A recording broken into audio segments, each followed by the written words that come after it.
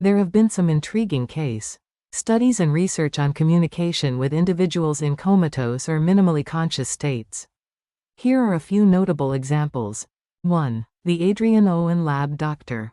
Adrian Owen and his team have conducted groundbreaking research using fMRI to communicate with patients thought to be in vegetative states.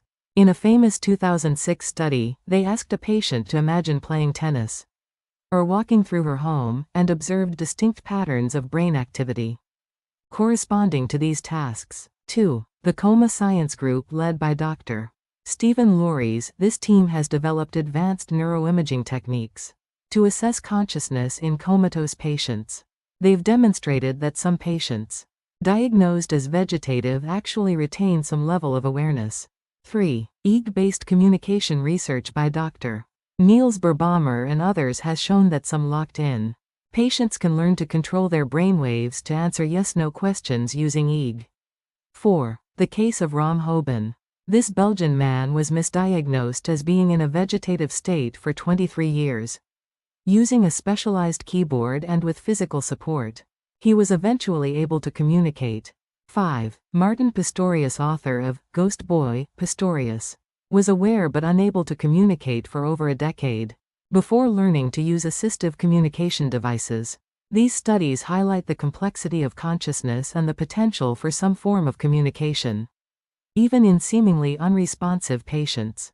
However, it's important to note that success varies greatly between individuals, and many patients do not show these levels of responsiveness. This field is still evolving, and researchers continue to develop new methods for assessing and potentially communicating with patients in various states of consciousness.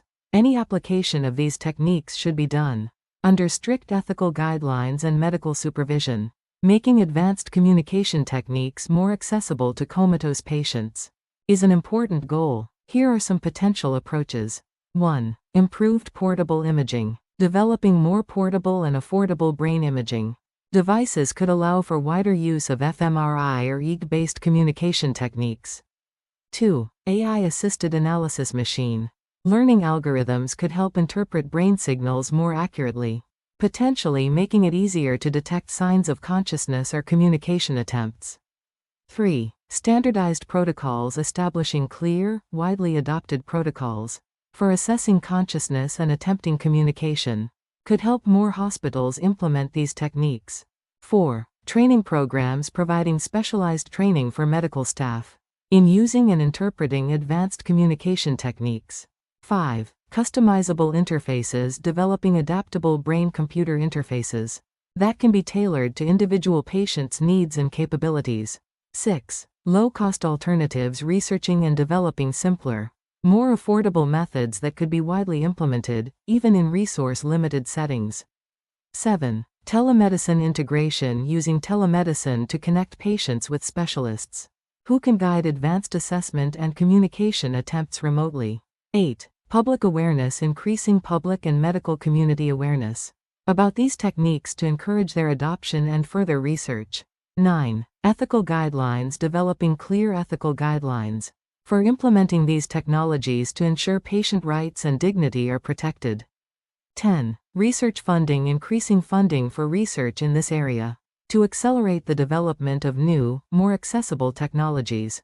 It's important to note that while making these techniques more accessible is a worthy goal, they should always be implemented under proper medical supervision and with full consideration of ethical implications.